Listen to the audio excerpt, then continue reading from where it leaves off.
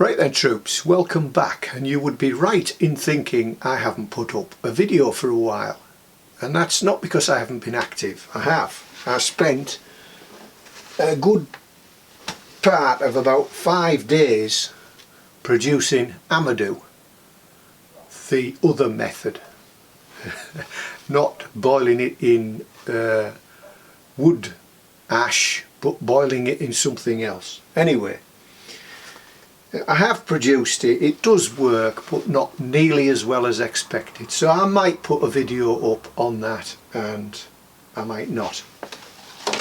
So enough said about that then for now. Other things, I've taken my colloidal silver generator to pieces, totally stripped it down. The chip main component that I was running it on has been removed, and I've got some tiny little things that look like little diodes. They're called current limiting diodes, so I'm going to rebuild it. Now I did put a video up on my colloidal silver generator quite a while ago, but it got removed by YouTube as being inappropriate. They didn't tell me why. I did appeal against it, so I'm going to redo it, put it back up, and we'll see if it stays up. Another thing that's made me think about outdoor activities is what's his channel called? I can't remember off the top of my head.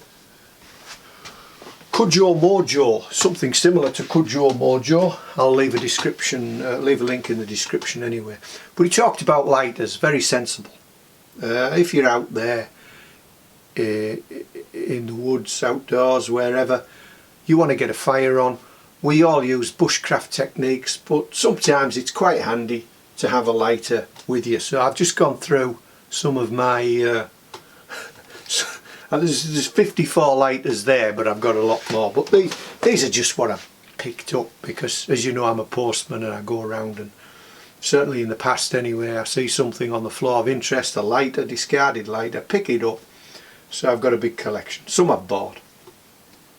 But I generally like to take with me two types of lighter. Both the flint and little ferrocerium rod in there, the wheel with the ferrocerium rod. I like to take that type of lighter where you spin it with your thumb, press down, and it lights up. But I also like to take with me as well is the piezoelectric lighter, because when your hands are wet and cold, it's sometimes difficult to spin that wheel round, and you can get it wet and then it won't work. Whereas the piezoelectric, you just one press down, job done. I also like to take a lighter that I can see how much fuel there is in, unlike this lighter here, which has a solid body, so you can't see how much fuel's in it. And I also like to take a lighter that you can't with this one, but you can with this one, that you can refuel, because you might not have any gas with you to refuel your gas lighter, but you might have insect spray, or somebody, I wouldn't, but somebody might have deodorant or some sort of perfume with them, and that's the propellant in those canisters is quite often propane or a propane-butane mix, which if you can refill your lighter and you take the top off these aerosols, you can get some gas into your lighter. Of course, if you run out of fuel with one of these wheeled lighters, you can always use the sparks. I don't think there's any gas in this one. So you can't see how much gas is in this one, and there's no gas in this one, but as you can see, it still generates a spark. So you can still use that spark to ignite your char cloth or your amadou or whatever you've got that can take a spark. So that was just give me something to think about from that channel, which I'll leave a link in the description. It's just keeping the knowledge going round, that's all that is. Right, so Sean of the Man Cave Workshop, he also got me thinking. He asked me a question on the well, particular type of alcohol stove that I don't have. The only alcohol stove I have is the BCB stove, the replacement for the old Hexi burner.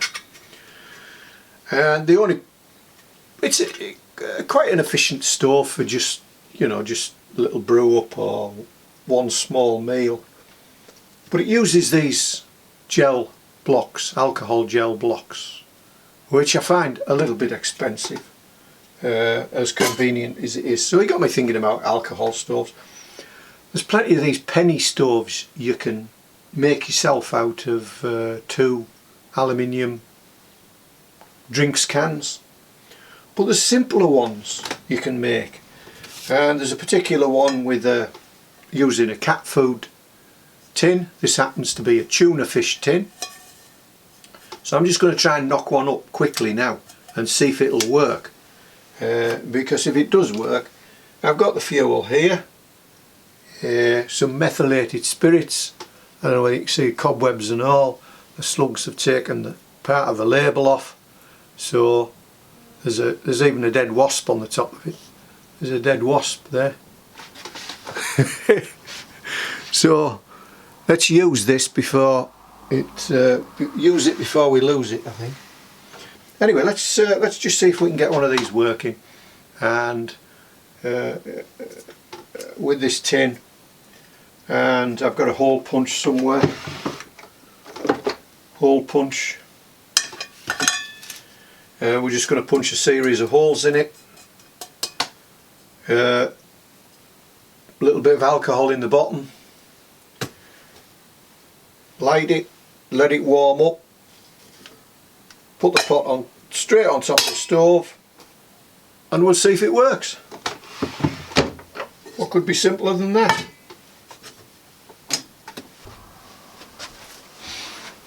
So we'll just draw a circle on here with the protractor. I'm going to put holes every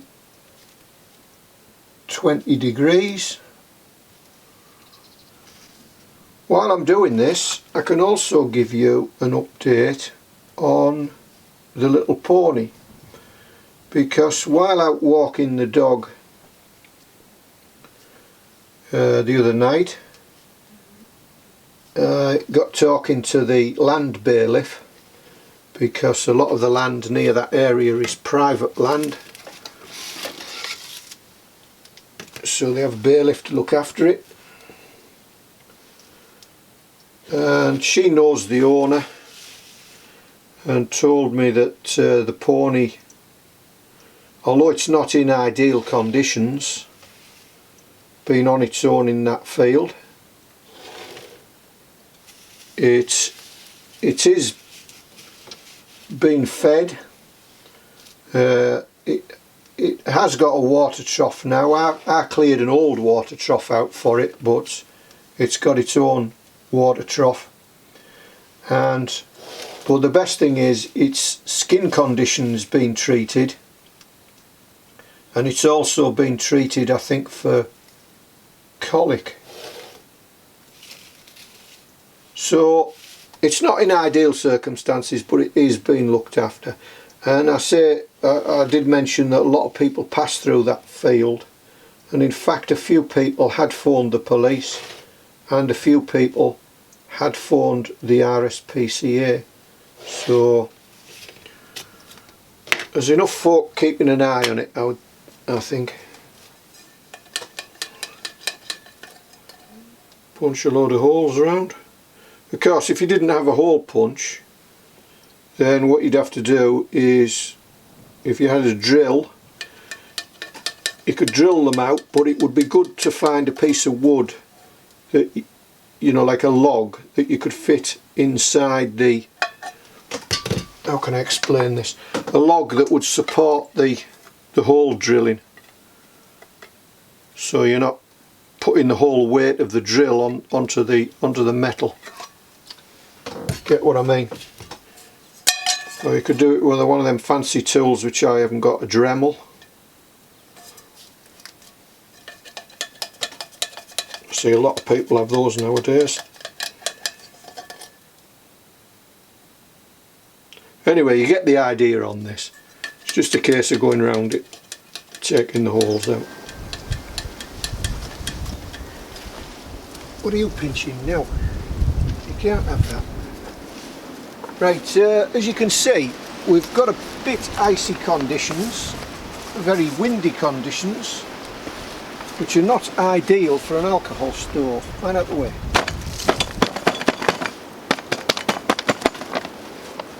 Come out the way, come out the way. As with many things, I have no idea how it's going to work, perform, what have you. So we'll give it a go.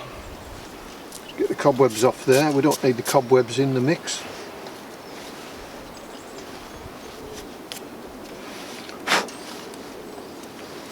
Whoa, whoa,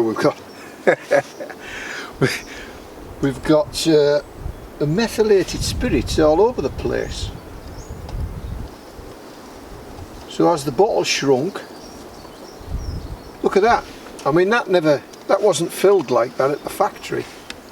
So as the bottle shrunk, or the contents, I don't know. Anyway, we'll put a bit in. I put a bit in. I put about a 1/4 inch in the bottom. As you can see there, we've used hardly any. However, we're going to go up like a Roman candle if we're not careful, aren't we? You've got meths all over the place. It's not going to evaporate too quickly in this temperature. How do we light that?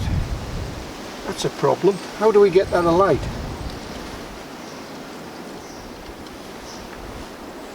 This could be interesting, this, couldn't it? Because you get alcohol, you can't see it when it's burning. That's one of its disadvantages.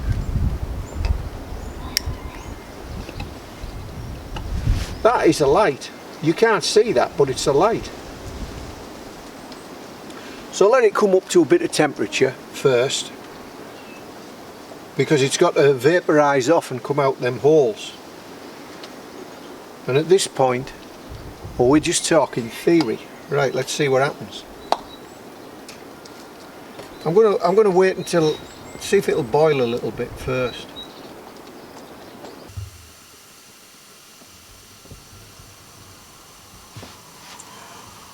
Well, you can see it there working, but it's not very good at all in cold weather and windy weather. In fact, it's better raised up with that little spacer underneath. So alcohol stoves are very simple, very clean, but they're not very good in gusty or cold conditions.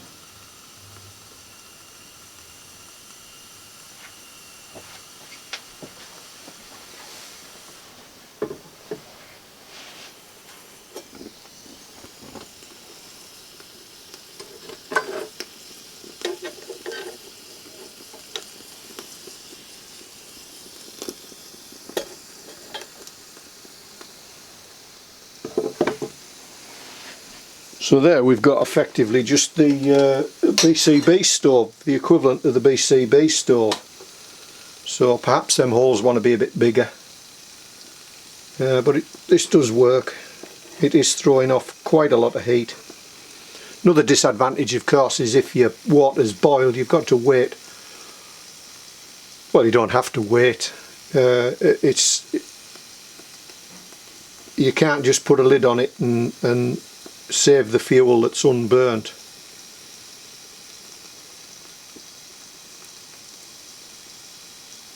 I have got a snubber that will go over the whole top and put it out, and then you could wait until your fuel cools down, but how are you going to get it out because of those holes? Anyway, it was a simple stove I knocked up essentially to try out, use the meths. It always helps if you're recording. We're on a rolling boil now. As you can see, I've lifted it up with a little spreader and it's a lot better. The heat is more evenly around it as opposed to coming out of not all of the holes at the bottom. And it's very temperamental to the wind and probably the temperature as well, to keep it evaporating that alcohol. But it was a good experiment, and I can get a cup of tea now. And we'll leave it there then. I may at some later stage either redo or go into my amadou experiment, which was boiling down the amadou in urine. It didn't go as well as expected. I was expecting it to light easily with a flint and steel, whereas it ignited easily with a ferrocerium rod, but not easily with as I expected with flint and steel. So it was very old fungus and was false tinder fungus, so that may have had something to do with it. But anyway, I thought I'd better come up with something and I'll catch you again in a few days or a week's time. I'll just mention as well that I'm not always now able to keep up with all the comments and all the channels I normally view. After all, it is a hobby and not my job, so I do mean to keep up with all the comments, and I do mean to view most, if not all, of the channels that regularly subscribe or comment to mine, but it does become difficult. So, oh, that's a bit hot, that handle.